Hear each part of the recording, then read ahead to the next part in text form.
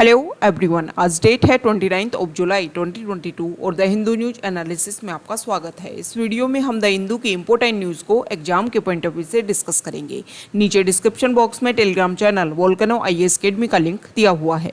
आप Telegram channel Volcano IAS Academy के साथ में जुड़ सकते हैं। वहाँ पर हर exam means UPSC, state PCS and other exams के पॉइंट ऑफ व्यू से काफ़ी इंपॉर्टेंट इन्फॉर्मेशन आप सभी के साथ में शेयर की जाती है। तो चलो स्टार्ट करते हैं। वीडियो को स्टार्ट करेंगे एक ज्योग्राफिकल मैप क्वेश्चन के साथ में। और आज आपका क्वेश्चन ये है कि तुंगभद्रा रिवर को आपको मैप में व्यू करना है, फिर इससे रिलेटेड हर इंपॉर्टेंट फैक्ट्स को एंड इन्फॉर्मेशन को कमेंट बॉक्स में टाइप करना है।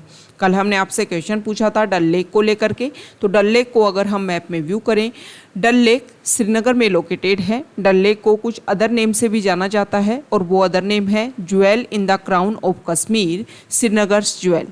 ये जो डल लेक है वो कमर्शियल ऑपरेशन के पॉइंट ऑफ व्यू से अगर हम डिस्कस करें तो fishing and water plant harvesting के पॉइंट ऑफ व्यू से इम्पोर्टेंट सोर्स है। डल लेक जो है वो 18 स्क्वायर किलोमीटर में एक्सटेंडेड है। इसके अलावा एक नेचुरल वेटलैंड के रूप में फ्लोटिंग गार्डन्स के साथ में लोकेटेड है। ये जो फ्लोटिंग गार्डन्स हैं इनको कश्मीरी में राड के नाम से जाना जाता है। यहाँ पर जुलाई अगस्त में जो लोटस के जो फ्लावर हैं वो ब्लोजम होते हैं। ये जो डल लेक है ये कुछ पार्ट में डिवाइड है और इसके पार्ट को अगर हम डिस्कस करें तो अदर पार्ट्स के नेम हैं लोकुडल, बोडल, गारबावल एंड नागिन। ये जो नागिन पार्ट है इसको सेपरेट लेक के नाम से भी जाना जाता है, मतलब कभी कभी इसको सेपरेट लेक के रूप में भी माना जाता है कि ये तो जो नागिन वाला जो पार्ट है वो सेपरेट लेक है। ये जो लोकुड डल जो है इसको और बोड डल जो है इनको चार चिनारी के नाम से भी जानते हैं। इसके अलावा लोकुड डल को सोनालंक और बोड डल को रूपालंक के नाम से जानते हैं। डल लेक में कुछ हाउस बोट जो हैं वो पाई जाती हैं। हाउस बोट क्या होती हैं? यहाँ पर जो टूरिस्ट जो आते हैं उनको अट्रैक्ट करने के लिए, उनको अकोमोडेशन प्रोवाइड करने के लिए हाउस बोट यहाँ पर जो हैं वो एग्जिस्ट करती हैं डल लेक में। इन हाउस बोट्स को शिकारा के नाम से भी जाना जाता है। तो ये बेसिक फैक्ट्स हो गए डल लेक को लेकर के जो हमारे एग्जाम के पॉइंट ऑफ व्यू से इम्पोर्टेंट है। द हिंदू को डिस्कस करने से पहले हम डिस्कस कर लेते हैं। हम आपके लिए मेंटोरशिप प्रोग्राम लेकर के आए हैं। वो एस्पायरेंट जो 2023 में यूपीएससी का एग्ज़ाम दे रहे हैं, ये प्रोग्राम उनके लिए काफ़ी बेनिफिशियल रहने वाला है। इसमें क्या करवाया जाएगा कि जो भी स्टूडेंट इसमें पार्टिसिपेट करेंगे उनमें उनकी स्ट्रेंथ के अकॉर्डिंग छोटे छोटे ग्रुप्स में डिवाइड कर दिया जाएगा। जैसे 10 to 15 स्टूडेंट्स का एक ग्रुप जो है डिवाइड किया जाएगा, उसको मेंटोर अलॉट किया जाएगा। मेंटोर जो है वो आपका जो सिलेबस है यूपीएससी का उसको इस तरीके से डिवाइड करेगा कि प्रीलिम्स और मेंस की इंटीग्रेटेड जो आपकी स्टडी है वो कंप्लीट हो पाए और 2023 का जो आपका टारगेट है उसको आप इजीली क्रैक कर पाओ। हमारे मेंटोरशिप प्रोग्राम के जो अदर फीचर्स हैं वो टेलीग्राम चैनल पर अपलोडेड हैं। इसके अलावा जो हमारी वेबसाइट है, वेबसाइट का लिंक भी आपको डिस्क्रिप्शन बॉक्स और टेलीग्राम चैनल पर शेयर कर दिया जाएगा। वहाँ पर जाकर के आप मेंटोरशिप प्रोग्राम के जो भी बेसिक फीचर्स हैं उनको व्यू कर सकते हो। अगर ये प्रोग्राम आपको बेनिफिशियल लगता है तो आप इसके साथ में ज्वाइन हो सकते हो। ज्वाइन करने के लिए या तो मेंटोरशिप प्रोग्राम का डायरेक्ट लिंक जो है वो आपके साथ में शेयर कर दी जाएगा, या फिर आप वेबसाइट पर जाकर के जब मेनू को ओपन करोगे तो कोर्सेज जो पार्ट है उसमें मेंटोरशिप प्रोग्राम आपको शो होगा। वहाँ पर के जाकर के आप इस प्रोग्राम को परचेज कर सकते हो। ओके, द हिंदू की इंपॉर्टेंट न्यूज़ अगर हम डिस्कस करें तो फर्स्ट इंपॉर्टेंट न्यूज़ है फ्रंट पेज पर, चेन्नई में 44th चेस ओलंपियाड जो है वो होने वाला है और हमारे प्राइम मिनिस्टर ने इसका इनॉग्रेशन किया है। अब यहाँ पर हमारे प्राइम मिनिस्टर ने जो स्पोर्ट्स की प्रेजेंट टाइम में जिस तरीके से इंडिया रिप्रेजेंट कर रहा है अपने आप को, उन सारी बातों को यहाँ पर रिप्रेजेंट किया है। हमारे प्राइम मिनिस्टर ने बोला है कि प्रेजेंट टाइम में अगर हम देखें तो हमारे इंडिया का जो यूथ है वो काफ़ी ज़्यादा अट्रैक्ट हो रहा है स्पोर्ट्स की तरफ। स्पोर्ट्स जो है वो कैरियर के पॉइंट ऑफ व्यू से एक इम्पोर्टेंट एरिया जो है वो निकल करके सामने आया है। अभी प्रेजेंट टाइम में अगर हम बात करें तो हमारे इंडिया ने ओलंपिक, पैरा ओलंपिक और भी अदर गेम्स में जो है उनमें अच्छा परफॉर्मेंस करना स्टार्ट कर दिया है। इस तरीके से अगर हम देखें तो गेम में इतना अच्छा परफॉर्मेंस जो है वो लेवल जो है वो इंडिया का कभी भी नहीं रहा है। मतलब ये लगता है कि टाइम के साथ में हमारा जो यूथ है उसके लिए एक एक्स्ट्रा अपॉर्चुनिटी के रूप में, एक एक्स्ट्रा लेवल के रूप में, एक एक्स्ट्रा एरिया के रूप में ये जो है वो क्रिएट रहेगा। ओके, यहाँ पर उन्होंने बताया है कि देखो प्रेजेंट टाइम में जो चेस है वो फर्स्ट टाइम हमारे इंडिया में हो रहा है। The home of chess during the 75th year of freedom from colonial rule. Mr. Modi said there had never been a better time for sports in India. The country had its best ever performances in the Olympics, Paralympics and Deaflympics. ये अलग अलग game के जो criteria हैं जिन सभी में हमारे India के जो भी स्पोर्ट्स पर्सन हैं, जो भी हमारे प्लेयर्स हैं, उन्होंने काफ़ी अच्छा परफॉर्मेंस किया है। एक दो दिन पहले भी हमने डिस्कस किया था कि हमारे इंडिया के लिए कि किस तरीके से स्पोर्ट्स के रूप में हम हमारे इंडिया को एक अच्छे हब के रूप में डेवलप कर सके। तब ये बोला गया था कि टाइम टू टाइम इस तरीके के इम्पोर्टेंट जो भी ओलंपियाड होते हैं, जो भी इम्पोर्टेंट गेम से रिलेटेड जो भी इस तरीके के प्रोग्राम होते हैं, वो टाइम टू टाइम इंडिया में ऑर्गेनाइज होते रहने चाहिए, ताकि अवेयरनेस क्रिएट होती रहे और लोगों को लगे कि हाँ ये भी गेम है और ये भी काफ़ी इम्पोर्टेंट रोल प्ले करता है। यही अवेयरनेस क्रिएट करने के लिए चेन्नई में जो नेपियर ब्रिज है वहाँ पर इसी तरीके की चेस के फॉर्म में उसको पेंट किया गया। इसके बारे में हम डिस्कस कर लेते हैं। इस तरीके से वहाँ पर जो नेपियर ब्रिज है उसको इस तरीके से तैयार किया गया है ताकि चेस जो है, शतरंज जो है, उसके लिए लोगों में अवेयरनेस भी क्रिएट हो और पता चले कि हाँ यहाँ पर इस तरीके का प्रोग्राम होने वाला है।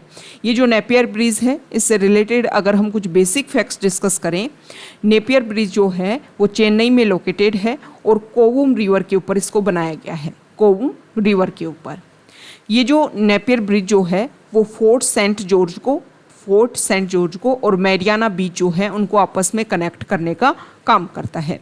अगर हम बात करें इस कोवूम रिवर की, तो कोवूम रिवर जो है जिसको थिरुवल्लीकेनी रिवर के नाम से भी जानते हैं।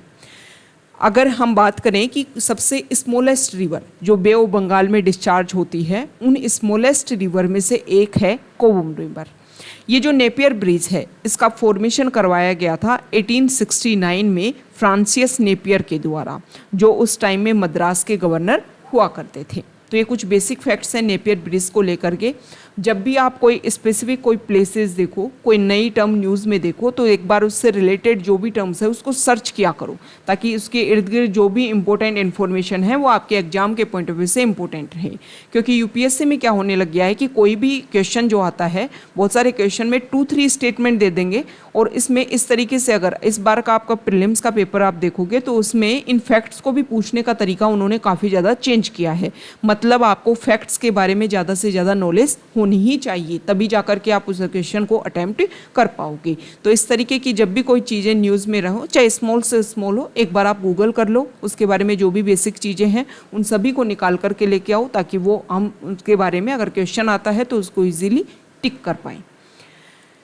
नेक्स्ट इंपॉर्टेंट क्वेश्चन है, देखो अब ये जो चेस ओलंपियाड इंडिया में हो रहा है, इसमें पाकिस्तान जो है वो पार्टिसिपेट नहीं कर रहा है। इसका रीज़न उन्होंने ये बताया है कि जो चेस ओलंपियाड की जो टॉर्च है उसको आप कश्मीर से लेकर के गए हो। अब देखो इंडिया यहाँ पर कुछ अपना करे, क्योंकि इंडिया तो अपना इंटीग्रेटेड पार्ट है, जम्मू एंड कश्मीर जो है इंडिया का। तो इंडिया अगर जम्मू एंड कश्मीर में कुछ परफॉर्म करे तो पाकिस्तान जो है इस तरीके के स्टेटमेंट दे करके उन इवेंट से दूर हो जाता है। और अगर पाकिस्तान यहाँ पर कुछ करे तो सब कुछ वेल एंड गुड है।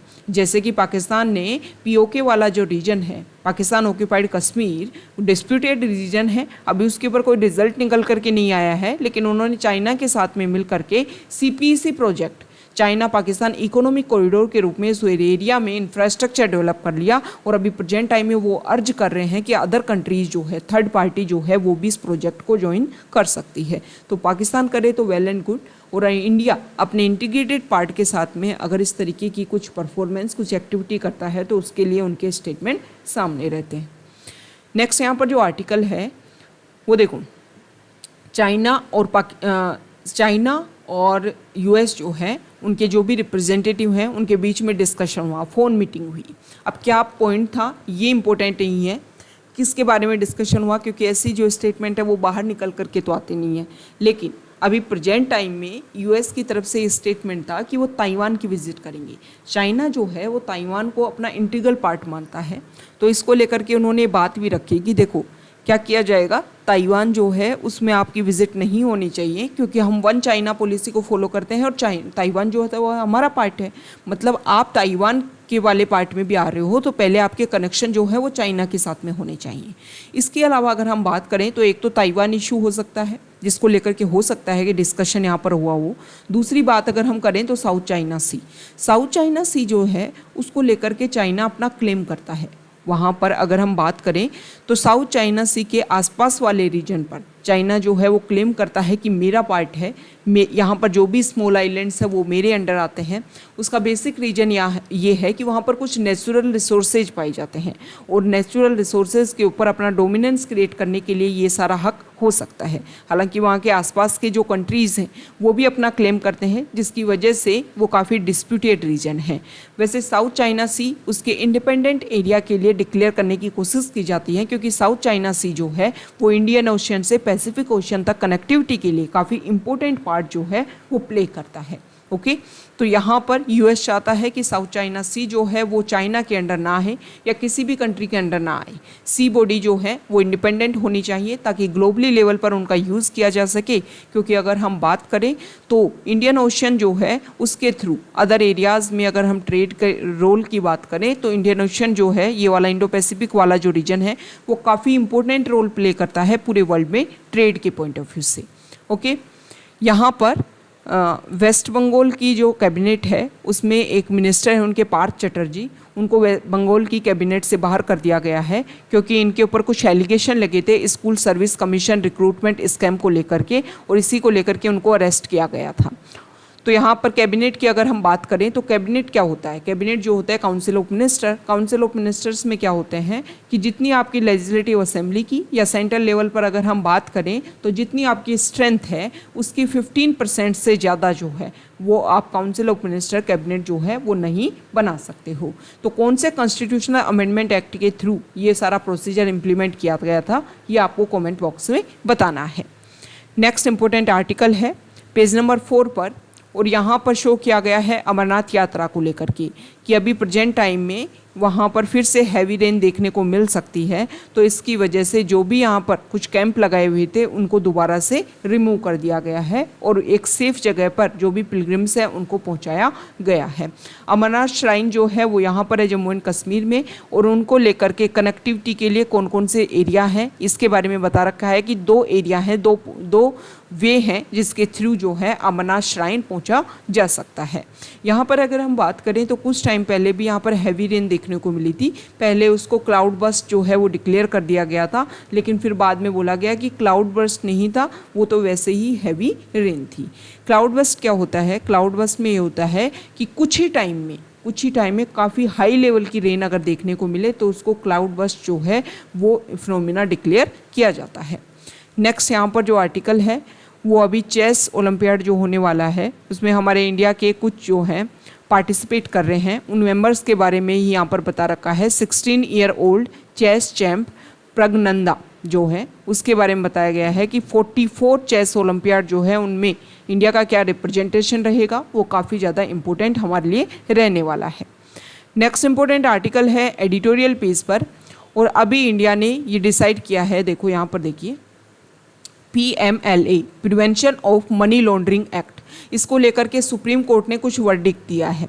सुप्रीम कोर्ट ने ये बोला है कि कुछ यहाँ पर जो टाइम के साथ में अमेंडमेंट हुए उनको लेकर के उन्होंने एक तरीके से रेगुलेट करने की बात बोली है। तो यहाँ पर ये जो सुप्रीम कोर्ट का वर्डिक्ट है इसके बारे में ये बताया गया है कि पर्सनल लिबर्टी जो होती है, इस तरीके के ड्रैकेनियन जो प्रोविजंस होते हैं उनसे पर्सनल लिबर्टी को अगर हमें प्रोटेक्ट करना है तो सुप्रीम कोर्ट का ये जो वर्डिक्ट है, मतलब ये PMLA जो एक्ट है इन पॉइंट्स के ऊपर आकर के फेल हो जाता है। PMLA मतलब मनी लॉन्ड्रिंग को रिलेटेड जो भी केस हैं उनको एक तरीके से ट्रैक करने के लिए यहाँ पर सुप्रीम कोर्ट ने बोला है कि ED जो एनफोर्समेंट डायरेक्टरेट होती है और जो हमारी गवर्नमेंट है उनको पावर यहाँ पर दी जाती है किसी भी पर्सन को अरेस्ट करने में। अगर क्या लगता है कि सस्पिशन के बेसिस पर भी ये जो इशू है तो उनको अरेस्ट किया जा सकता है। ओके, नेक्स्ट यहाँ पर जो आर्टिकल है यहाँ देखिए, देखो अभी क्या हुआ कि गांधी स्मृति एंड दर्शन समिति जो है, उनकी जो मंथली मैगजीन जो पब्लिश होती है, उसके ऊपर गांधी जी के ऊपर फोकस ना करते हुए यहाँ पर सावरकर जी के ऊपर फोकस करते हुए जो बेसिक जो उनके आर्टिकल्स थे उसके बारे में बताया गया। तो यहाँ पर राइटर का ये बोलना है कि जिस तरीके से टाइम के साथ में गांधी जी के जो आइडियल्स हैं उनको जिस तरीके से डिग्रेड स्टेज में लाया जा रहा है और वीर सावरकर जो है उनको यहाँ पर एक प्रोमिनेंट स्टेज प्रोवाइड करने की कोशिश की जा रही है, तो ऐसा नहीं है कि देखो हमारी जो भी सोशल मूवमेंट रहा, जो भी हमारा इंडिपेंडेंस मूवमेंट रहा, इंडिपेंडेंस को गेन करने के लिए उसमें दोनों का इम्पोर्टेंट रोल प्ले किया करने की यहाँ पर कोशिश की गई, दोनों ने अपना इम्पोर्टेंट बात रखी। लेकिन जो ऐसी कमेटी बनाई हुई है जो स्पेसिफिक फोकस करती है, अगर वहाँ पर आप एलिमिनेट करके किसी और पर्सन को वहाँ पर एस्टेब्लिश करने की कोशिश कर रहे हो तो एक तरीके से उनके जो आइडियाज़ हैं, उनकी जो बेसिक जो उन्होंने इम्पोर्टेंट रोल प्ले किया उसको आप रोल आउट करने की कोशिश कर रहे हो। अब यहाँ पर ये जो गांधी दर्शन जो समिति है, इनके जो हमारे प्राइम मिनिस्टर जो होते हैं ना, वो ही समिति के क्या होते हैं, हेड होते हैं। प्राइम मिनिस्टर जो है वो 1984 से इस कमेटी को हेड कर रहे हैं और अभी प्रेजेंट टाइम में हमारे प्राइम मिनिस्टर नरेंद्र मोदी जी जो हैं वो इस कमेटी के हेड हैं। तो यहाँ पर इस आर्टिकल में बताया गया है कि देखो दोनों अपनी अपनी जगह वैल्यूएबल हैं, दोनों को इस तरीके से इंटरमिंगल करने की ज़रूरत नहीं है। हम कर सकते हैं कि दोनों को अपने अपने लेवल पर एक तरीके से उनका जो भी मूवमेंट है, जो भी उनके प्रोसीजर, जो भी उनके आइडियाज़ रहे, उन सभी को इम्प्लीमेंट करने की और उन दोनों को अपने अपने लेवल पर इंक्रीज करने की। यहाँ पर जो आर्टिकल है, आज 29 जुलाई और 29 जुलाई जो है उसको सेलिब्रेट किया जाता है global tiger day, international tiger day के रूप में। तो यहाँ पर जो राइटर हैं उनका ये बोलना है कि इंडिया और वर्ल्ड लेवल पर जिस तरीके की इस टाइगर की जो पॉपुलेशन है, देखो एक बार तो बिल्कुल डिक्रीड स्टेज में चली गई थी, जिसके लिए एक्सटिंक्शन वर्ड उन्होंने यूज़ किया है कि एक्सटिंक्शन जिसका मतलब होता है कि कोई भी स्पीसीज जो है वो बिल्कुल ख़त्म हो गई है, डेथ हो गई है उस स्पीसीज की। हालांकि टाइम के साथ में इसकी जो पॉपुलेशन है वो इंक्रीज़ हुई है, हमारे इंडिया में भी टाइगर की जो संख्या है वो काफ़ी ज़्यादा इंक्रीज़ हुई है। लेकिन यहाँ पर राइटर का ये बोलना है कि क्या प्रेजेंट टाइम में जो पॉपुलेशन है टाइगर की, क्या वो ठीक है, क्या इससे ज़्यादा इंक्रीज़ नहीं होनी चाहिए। यहाँ पर राइटर ने बताया है कि प्रेजेंट टाइम में अगर हम देखें तो देखो टाइगर पॉपुलेशन को इंक्रीज़ करने के लिए काम तो किया जा रहा है, लेकिन कुछ ऐसे पॉइंट्स हैं जिनको लेकर के इशू अभी भी क्रिएट हो सकता है। जैसे कि अगर हम बात करें तो हमारे इंडिया में जो भी हमारे फॉरेस्ट वाले रीजन हैं उन पे इस लेवल तक इंफ्रास्ट्रक्चर जो है डेवलप हो गया है कि फॉरेस्ट के अंदर से जो एक सड़क वाला रोड कंस्ट्रक्शन जो है वो कर दिया गया है, जिसकी वजह से इनका जो भी एक इनको वास्ट लेवल पर एरिया चाहिए था अपने रोमिंग के लिए, उसमें काफ़ी ज़्यादा आइसोलेशन यहाँ पर देखने को मिला है। राइटर ने ये भी बोला है कि अगर आइसोलेशन में ये स्पीसीज रहती हैं तो इनमें कुछ नेक्स्ट इन पे जीन के लेवल पर कुछ यहाँ पर एक्स्ट्रा जो है वो इन्वॉल्वमेंट देखने को मिलता है। तो यहाँ पर क्या होना चाहिए कि लार्ज लेवल पर इनकी अवेलेबिलिटी होनी चाहिए ताकि ईजिली जो इनकी पॉपुलेशन है वो इंक्रीज़ हो सके। तो उसके ऊपर हमें जो है हमारी गवर्नमेंट को फोकस किया जाना चाहिए कि दो इम्पोर्टेंट एरियाज जो हैं उनमें ईजिली कनेक्टिविटी हो पाए ताकि ये जो स्पीसीज हैं वो एक जगह से दूसरी जगह पर ईजिली जा पाएँ। नेक्स्ट यहाँ पर जो आर्टिकल है पेज नंबर 11 पर, एनवायरमेंट परफॉर्मेंस इंडेक्स जो है वो लास्ट मंथ पब्लिश जो किया गया था 2022 के लिए, और ये जो पब्लिकेशन है इसमें अगर हम बात करें तो इंडिया की जो रैंक है वो लास्ट 180 आई थी। ओके, और ये जो रैंक है एनवायरमेंट परफॉर्मेंस इंडेक्स जो है वो येल एंड कोलंबिया यूनिवर्सिटी के जो रिसर्चर्स हैं उनके द्वारा इसको प्रिपेयर किया जाता है। तो यहाँ पर कुछ मेंबर हैं, उनके थ्रू यहाँ पर क्वेश्चनिंग की गई है कि क्या इंडिया की जो रैंकिंग है वो सही है। तो इन्होंने सभी ने एक बात बोली है कि जो भी इम्पोर्टेंट ऑब्जेक्टिव है एनवायरमेंट परफॉर्मेंस इंडेक्स के और वो सारे क्राइटेरिया जिसके बेसिस पर ये इंडेक्स जो है वो पब्लिश किया जाता है, इसको बनाया जाता है, उसको लेकर के एक वेल डिज़ाइन होना चाहिए। मतलब उसको बेसिक लेवल पर नॉर्मलाइज जो भी इसके इम्पोर्टेंट इंडिकेटर्स हैं उसको नॉर्मलाइज लेवल पर इम्प्लीमेंट करने की ज़रूरत है।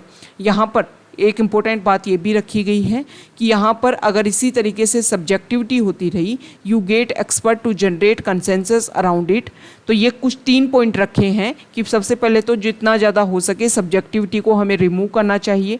इसके अलावा अगर हम बात करें, यहाँ पर बताया गया है कि देखो कंपैरिजन जो है ना वो लेवल पर होना चाहिए। जैसे कि यहाँ पर कुछ कंट्रीज़ के बारे में बात बताई गई है कि ये जो भी डिस्कशन हुआ, ये जो भी एनवायरनमेंट परफॉर्मेंस इंडेक्स आया, जिसमें बात की गई कि डिफॉरेस्टेशन जो है वो किस कंट्री में कितना हुआ है, तो इरिट्रिया जो है वो इसमें बेस्ट कंट्री के रूप में सामने आया। लेकिन उसके बारे में बताया गया है कि 50 हेक्टेयर जो एरिया है उसका फॉरेस्ट कवर जो काफ़ी डेंस है, उसके बेसिस पर उनको ये रैंकिंग दी गई। हमारे इंडिया में जो दिल्ली में जो लुटियंस वाला जो पार्ट है उसका एक पार्ट जो है उतना फॉरेस्ट कवर को उन्होंने यहाँ पर बेस्ट रैंकिंग दे दी, किसको? इरिट्रिया कंट्री को। तो यहाँ पर ये बताया गया इस आर्टिकल में जो राइटर ये बोलना है कि देखो जो कंपैरिजन है वो एक बेसिक लेवल पर, मतलब सबके लिए इक्वल होना चाहिए। ऐसा नहीं है कि एक को तो आपने इतने से एरिया में बेस्ट का वो दे दिया और दूसरा जो कंट्री है वो किस लेवल पर एग्जिस्ट कर रहा है। इन सभी में कंपेरिजन जो है, मतलब जो भी आपके इंडिकेटर्स हैं उनमें जो क्राइटेरिया है वो सिंपल और एक बेसिक लेवल पर होना चाहिए। उसी के बेसिस पर जो है इस तरीके के इंडेक्स पब्लिश होने चाहिए, क्योंकि इंडिया ने एक्सेप्ट करने से मना कर दिया था इस तरीके के इंडेक्स को कि हमारे इंडिया में अगर हम बात करें तो इतना एनवायरनमेंट के ऊपर हम फोकस कर रहे हैं, इतना जो परफॉर्मेंस है वो डिग्रेड स्टेज में इंडिया का नहीं है। नेक्स्ट यहाँ पर जो आर्टिकल है कुछ यहाँ पर डाटा पब्लिश कर रखे हैं, कुछ बेसिक फैक्ट्स बता रखे हैं कि अगर हम बात करें, अभी कुछ टाइम पहले एक स्टडी हुई और ये जो स्टडी है वो अक्रॉस इंडिया में जून 2022 में संबोधि पैनल्स जो हैं उन्होंने इस सर्वे को कंडक्ट करवाया था। इस सर्वे में कंज्यूमर बेसिस पर जो भी सेंटिमेंट्स हैं उन सभी को एक्सप्लोर करने की कोशिश की गई थी। इसमें high income house hold, middle income and low income house hold सभी को इसमें क्या किया गया था? कवर अप करने की कोशिश की गई थी। तो इस आर्टिकल में ये बताया गया है कि पेंडेमिक के बाद में अगर हम देखें तो हाई इनकम मिडिल इनकम जो है उनमें फिर भी इम्प्रूवमेंट देखने को मिला है, वो अपने आप को रिकवर कर चुके हैं। लेकिन लो इनकम हाउस होल्ड जो हैं वो अभी भी स्ट्रगल कर रहे हैं, अभी भी उनकी लाइफ जो है वो सफ़र हो रही है कोविड पेंडेमिक की वजह से। नेक्स्ट इंपॉर्टेंट आर्टिकल है पेज नंबर 12 पर, टेक्स्ट पेज पर, और यहाँ पर जो आर्टिकल है वो ट्यूनीशिया कंट्री को लेकर के है। ट्यूनीशिया में अभी प्रेजेंट टाइम में क्या हुआ कि वहाँ पर पहले ही कोशिश की गई कि पार्लियामेंट्री और प्रेसिडेंशियल दोनों फॉर्म ऑफ गवर्नमेंट होंगी और उसमें प्रेसिडेंट और जो प्राइम मिनिस्टर हैं वो दोनों ही एक तरीके से गवर्नमेंट जो पॉपुलेशन है उनके थ्रू चुने जाएंगे। लेकिन अभी प्रेजेंट टाइम में जो यहाँ के प्रेसिडेंट हैं उन्होंने पावर अपने पास करने की कोशिश कर दी है और उन्होंने ये बताया है कि अभी प्रेजेंट टाइम में जो भी प्रोसीजर है, जो भी कॉन्स्टिट्यूशन है उसमें अमेंडमेंट की ज़रूरत है और जो प्रेसिडेंट है वो यहाँ पर पावरफुल रहेगा। इसी की वजह से यहाँ पर जो प्रोटेस्ट है वो देखने को मिल रहा है। अब यहाँ पर बताया गया है कि देखो अरब स्प्रिंग जो है वो सबसे पहले ट्यूनीशिया में दिसंबर 2010 में स्टार्ट हुई थी। यहाँ पर अगर हम बात करें कि अरब स्प्रिंग है क्या, कुछ कंट्री जहाँ पर पॉपुलर प्रोटेस्ट देखने को मिला, जहाँ पर जो डिक्टेटरशिप थी उसको यहाँ पर ब्रिंगिंग डाउन लाने की कोशिश की गई और इसी में 2011 में ट्यूनीशिया जो है उसमें सक्सेसफुल ट्रांजिशन देखने को मिला डेमोक्रेसी लाने के लिए। उसके बाद में ये अरब स्प्रिंग जो है वो जो दिसंबर 2010 में ट्यूनीशिया में स्टार्ट हुई थी, उसके बाद में इसमें देखो ट्यूनीशिया में क्या हुआ, leading to the fall of the regime Zine al Abidine Ben Ali who had been in power since 1987 से ये पावर में थे और इनकी जो पावर है उसको यहाँ पर क्या करने की डिक्रीड कर दी गई और एक तरीके से डेमोक्रेसी की तरफ ट्यूनीशिया जो कंट्री है उन्होंने अपना ट्रांजिशन किया। ये जो बेन अली जो है जिनके पास में काफ़ी लंबे टाइम तक यहाँ पर पावर रही, वो दूसरे कंट्री में यहाँ से भाग गए। इसके बाद में ये जो प्रोटेस्ट है वो और भी अरब कंट्रीज, जिसमें अगर हम बात करें तो Egypt, Libya, Bahrain, Yemen, Syria, इन सभी में टाइम के साथ में फिर ये प्रोटेस्ट देखने को मिला। यहाँ पर ये बताया गया है कि जो प्रोटेस्ट है उन्होंने, जैसे कि इजिप्ट में अगर हम बात करें तो 30 साल लंबा जो वहाँ पर डिक्टेटरशिप थी होस्नी मुबारक की, उसको ब्रॉट डाउन लेकर के आए वो। इसके बाद में 2013 में military seize power toppling the elected government of president Mohamed Morsi, a Muslim Brotherhood leader in Libya में भी जो है मिस्टर गद्दाफी जो हैं उनको सिविल वार के थ्रू स्लिप्ट किया गया और यहाँ पर नाटो जो है उसका इंटरवेंशन देखने को मिला था।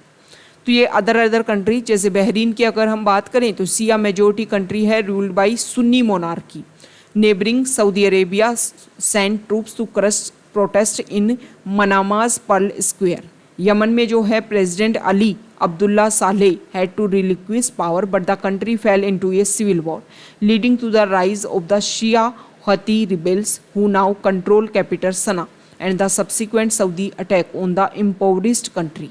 ओके तो ये हमें देखने को मिल रहा है कि कोई भी कंट्री में लंबे टाइम तक जो डिक्टेटरशिप थी उन सबको ख़त्म करने के लिए और यहाँ पर डेमोक्रेसी के लिए काम किया गया। अभी ट्यूनीशिया में क्या है, ट्यूनीशिया में 2014 में कॉन्स्टिट्यूशन जो है वो नया लाया गया, जिसमें पार्लियामेंट्री और प्रेसिडेंशियल सिस्टम को रखा गया कि प्रेसिडेंट और पार्लियामेंट जो है वो डायरेक्टली इलेक्ट किए जाएंगे वोटर्स के थ्रू। लेकिन प्रेसिडेंट जो है उन्होंने टाइम के साथ में प्रेसिडेंट को बोला गया कि आप मिलिट्री और फॉरेन अफेयर्स को देखोगे और प्राइम मिनिस्टर जो है वो जो भी मेजॉरिटी ऑफ लॉ मेकर्स जिसका सपोर्ट जिसको रहेगा उसके थ्रू उनको चुना जाएगा और गवर्नेंस के डे टू डे अफेयर्स जो हैं उनको यहाँ पर रेगुलेट करने की कोशिश करेंगे प्राइम मिनिस्टर। ओके तो अभी प्रेजेंट टाइम में जो यहाँ के प्रेसिडेंट हैं उन्होंने पावर को गेन करने की कोशिश की है और इसी के बेसिस पर अब यहाँ पर दोबारा से प्रोटेस्ट देखने को मिल रहा है। नेक्स्ट इम्पोर्टेंट आर्टिकल है, यहाँ देखिए पेज नंबर 14 पर, और अभी हमारे पार्लियामेंट का जो मॉनसून सेशन चल रहा है उसमें फिर से राज्यसभा में 3 मेंबर्स को और फिर से यहाँ सस्पेंड कर दिया गया और टोटल मेंबर्स की संख्या हो गई है 23 जिनको सस्पेंड किया गया है। देखो यहाँ पर जो अपोजिशन पार्टीज़ हैं वो एलिगेशन लगा रही हैं कि इस तरीके से अगर आप सस्पेंड करते जा रहे हो, मतलब जो होनी चाहिए अपोजिशन जो किसी भी रूल्स एंड रेगुलेशन के लिए काफ़ी इंपॉर्टेंट रहती है, अगर आप उनके ऊपर फोकस नहीं करोगे और अपोजिशन को इस तरीके से सस्पेंड कर दिया गया तो उसके बाद में जो रूल्स एंड रेगुलेशंस हैं उनको लेकर के डिस्कशन में पार्टिसिपेशन ही नहीं रहेगा तो किस तरीके के जो बिल हैं वो पास होकर के आएंगे। नेक्स्ट यहाँ पर जो आर्टिकल है देखो, अभी शिवसेना के कुछ मेंबर्स ने पार्लियामेंट में ये बोला कि वो जो है अपना अलग से मेंबर अलग से फैक्शन बनाएंगे और इसमें जो लोकसभा के स्पीकर हैं उन्होंने यहाँ पर उनके एक मेंबर हैं राहुल, उनको यहाँ पर उनका लीडर भी अपॉइंट कर दिया कि इस फैक्शन को जो है ये पर्सन जो है वो रिप्रेजेंट करेंगे। तो इसको लेकर के शिवसेना के मेंबर हैं संजय राउत, उन्होंने डिस्कशन किया लोकसभा स्पीकर के साथ में कि उनका क्या कर दिया जाए, एंटी डिफेक्शन लॉ के बेसिस पर उनकी जो भी मेंबरशिप है उसको नल एंड वॉइड डिक्लेयर कर दिया जाए। एंटी डिफेक्शन लॉ क्या होता है? एंटी डिफेक्शन लॉ में ये होता है कि देखो अगर कोई नॉमिनेटेड जो मेंबर्स है और नॉमिनेटेड मेंबर्स जो है अगर वो 6 मंथ में किसी पार्टी को ज्वाइन कर लेता है तो उसके ऊपर एंटी डिफेक्शन लॉ इम्प्लीमेंट नहीं होता, लेकिन 6 मंथ के बाद में किसी पार्टी को ज्वाइन करता है तो उसके ऊपर एंटी डिफेक्शन लॉ इम्प्लीमेंट होता है। बात करें इंडिपेंडेंट मेंबर की तो इंडिपेंडेंट मेंबर जो है वो कभी भी किसी पार्टी को ज्वाइन नहीं कर सकता है, यहाँ हम डिस्कस करेंगे।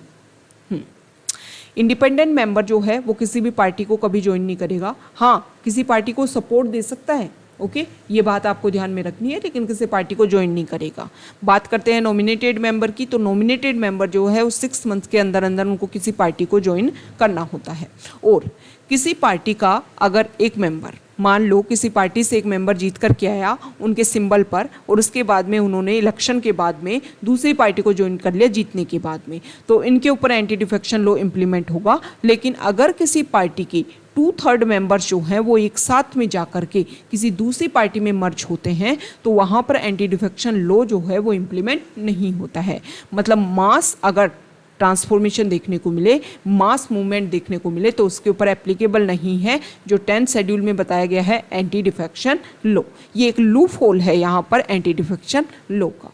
तो यहाँ पर अभी शिवसेना में क्या हुआ है कि शिवसेना में एकनाथ शिंदे के साथ में जो मेंबर्स हैं उन्होंने दूसरी पार्टी को ज्वाइन नहीं किया, उन्होंने शिवसेना को ही रिप्रेजेंट किया है कि रियल शिवसेना जो है वो हम हैं। इसको लेकर के क्वेश्चनिंग में की गई, इलेक्शन कमीशन में भी ये बात बोली गई है कि यहाँ पर जो शिवसेना का जो भी सिंबल है वो उद्धव ठाकरे बोल रहे हैं कि हमें दिया जाए और एकनाथ शिंदे के जो मेंबर्स हैं, एकनाथ शिंदे जो हैं वो इस बात को बोल रहे हैं कि ये जो पार्टी सिंबल है वो हमारा है, हम ही रियल शिवसेना को यहाँ पर रिप्रेजेंट करते हैं।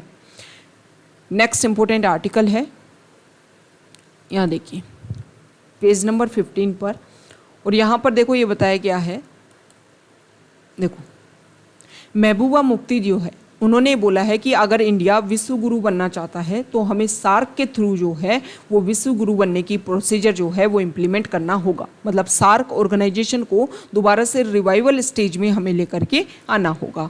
अभी सार्क ग्रुप क्या है?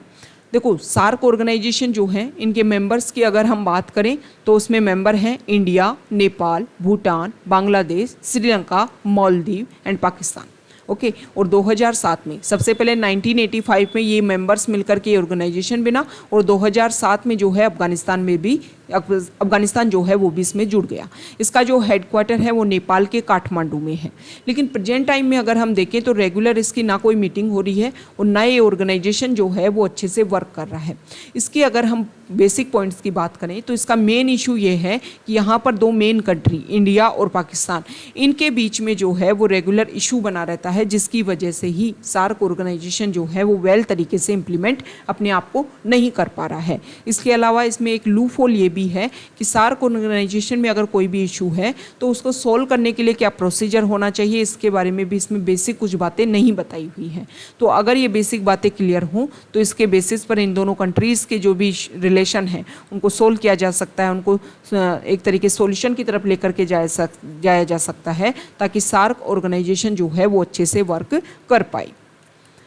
नेक्स्ट इंपॉर्टेंट आर्टिकल है, यहाँ देखिए पेज नंबर 16 पर, और पेज नंबर 16 पर जो आर्टिकल है, हमारे जो मिनिस्टर है उन्होंने ये बताया है कि देखो दिल्ली में 2 दिन के लिए इंटरनेशनल लेबर ऑर्गेनाइजेशन की जो मीटिंग है वो स्टार्ट हो गई है। हमारे लेबर मिनिस्टर हैं वो, इसके अलावा एनवायरनमेंट मिनिस्टर हैं। तो इसमें यहाँ पर इंटरनेशनल लेबर ऑर्गेनाइजेशन की जो मीटिंग स्टार्ट हुई है, इसमें डिसेंट वर्क, फेयर माइग्रेशन और इसके अलावा gender responsive policy, perspective and opportunities for improvement in social protection, fair and effective labor migration framework, occupational safety and health, skill data reintegration, इन सारे points के ऊपर discussion जो है वो किया जाएगा। ILO के बारे में अगर हम बात करें तो इंटरनेशनल लेबर ऑर्गेनाइजेशन जो है वो UN की एक स्पेशलाइज्ड एजेंसी है। ILO 1919 में सबसे पहले इसको स्टार्ट किया गया था, और अगर हम UN की स्पेशलाइज्ड एजेंसी के रूप में बात करें तो उस टाइम जो है वो ये यूनाइटेड नेशन जो है वो अदर फॉर्म में था, और जो अदर फॉर्म है उसकी अगर हम बात करें तो यहाँ पर देखो 1919 में ये जो ऑर्गेनाइजेशन है ना ILO, इसको एस्टेब्लिश कर दिया गया था, और जो प्रेजेंट टाइम में ये जो है वो स्पेशलाइज्ड एजेंसी के रूप में काम करता है। उस टाइम भी स्पेशलाइज्ड एजेंसी थी, और स्पेशलाइज्ड एजेंसी होती क्या है कि कोई भी वर्क, जैसे कि लेबर के पॉइंट ऑफ व्यू पे UN भी काम करता है और ILO भी काम करेगा। तो इन दोनों पॉइंट में, लेबर के पॉइंट ऑफ व्यू पे जो है ये दोनों ऑर्गेनाइजेशन कोलैबोरेशन के थ्रू काम करेंगे। मतलब यूनाइटेड नेशन का पार्ट नहीं है ऑर्गेनाइजेशन, लेकिन उसकी जो एक्टिविटीज़ हैं, उसकी जो पॉलिसीज़ हैं, उनको इम्प्लीमेंट करने में, उसके साथ काम करने में इंपॉर्टेंट रोल प्ले करता है। प्रेजेंट टाइम में यूनाइटेड नेशन की 15 स्पेशलाइज्ड एजेंसी हैं, जिसमें से कुछ की अगर हम बात कर लें तो कुछ इंपॉर्टेंट हैं, जैसे कि IMO international maritime organization, international monetary fund. इसके अलावा अगर हम बात करें तो international civil aviation organization, food and agriculture organization. इस तरीके से 15 ऑर्गेनाइजेशन जो हैं वो स्पेशलाइज्ड एजेंसी के रूप में काम करते हैं, जिसमें से एक यूनेस्को भी है, वर्ल्ड बैंक ग्रुप भी है, यूनिवर्सल पोस्टल यूनियन भी है। ओके, तो ये कुछ बेसिक फैक्ट्स हैं इसको लेकर के, स्पेशलाइज्ड एजेंसी को लेकर के। नेक्स्ट यहाँ पर जो आर्टिकल है, तो इस आर्टिकल में ये बताया गया है कि देखो हमारे इंडिया में जो टीन प्रेगनेंसी है, मतलब 18 ईयर जो है वो हमारी मैरिज एज है गर्ल की, लेकिन उससे पहले ही अर्ली मैरिज देखी जा रही है हमारे इंडिया में, और अर्ली एज में ही जो प्रेगनेंसी है वो भी हमारे इंडिया में देखी जा रही है, जिसकी वजह से काफ़ी ज़्यादा इशू जो हैं वो बाद में हेल्थ को लेकर के इशू क्रिएट होते हैं। तो इस आर्टिकल में बताया गया है कि देखो फैमिली प्लानिंग प्रोग्राम जो है उसमें अगर हम बात करें तो मैन का पार्टिसिपेशन टाइम के साथ में इंक्रीज़ हुआ है। यहाँ पर वेसेक्टोमीज जो होता है, इसमें फीमेल स्टेरिलाइजेशन का सर्जिकल प्रोसीजर होता है, और ट्यूबेक्टोमीज जो होता है इसमें मेल स्टेरिलाइजेशन का सर्जिकल प्रोसीजर होता है। तो टाइम के साथ में 2014 से 2019 की अगर हम बात करें तो ट्यूबेक्टोमीज जो है, मतलब मेल स्टेरिलाइजेशन का जो प्रोसीजर है वो टाइम के साथ में जो है वो इंक्रीज़ हुआ है। यहाँ पर आप देखिए तो जो वीमेन है उसका डिक्रीज़ हुआ है, और मेल का जो है वो थोड़ा सा डिक्रीज़ हुआ है, लेकिन रेगुलर जो भी डाटाज हैं वो रेगुलर बने हुए हैं। ओके, नेक्स्ट इंपॉर्टेंट आर्टिकल है पेज नंबर 17 पर, और यहाँ पर फॉरेन पेज से रिलेटेड ये आर्टिकल है। सबसे पहले तो रशिया और यूक्रेन के बीच में अभी एक डिस्कशन हुआ था कि ब्लैक सी का यूज़ करते हुए यूक्रेन जो है वो अपने ग्रेन्स को एक्सपोर्ट कर सकता है, लेकिन रशिया जो है वो रेगुलर यहाँ पर अटैक कर रहा है पोर्ट सिटीज़ के ऊपर यूक्रेन की, जिसकी वजह से जो प्रॉब्लम सॉल्यूशन की तरफ आना चाहिए था उसका कोई भी रिजल्ट यहाँ पर देखने को नहीं मिल रहा है। नेक्स्ट इंपॉर्टेंट आर्टिकल है, यहाँ पर अभी म्यांमार में जो एग्जीक्यूशन देखने को मिले उसको लेकर के यूनाइटेड नेशन सिक्योरिटी काउंसिल ने इसको कंडेम किया है कि जो ये प्रोसीजर हुआ उसका कुछ एक तरीके से एक प्रोसीजर होना चाहिए था कि हाँ इस तरीके की यहाँ पर कुछ एक्टिविटी कंडक्ट करवाई जा रही है। इसके अलावा अगर हम बात करें तो म्यांमार में इसको लेकर के प्रोटेस्ट भी देखने को मिला है। Time to time other organization के बेसिस पर भी यह बात बोली है कि ऑर्गेनाइजेशन जो है उसमें पार्टिसिपेट करे और ये जो भी इशू है म्यांमार में जो आर्मी रूल बना हुआ है काफ़ी लंबे टाइम से, उसको सॉल्व करने की कोशिश की जा सके, वहाँ के लोगों के जो राइट्स हैं उनको सिक्योर करने की कोशिश की जा सके। तो ये आज का हमारा द हिंदू न्यूज़पेपर का डिस्कशन था। अगर आप यहाँ तक आए हैं, वीडियो आपको अच्छा लगा है तो प्लीज़ वीडियो को लाइक कीजिए, शेयर कीजिए और चैनल को सब्सक्राइब कीजिए। Okay, thank you.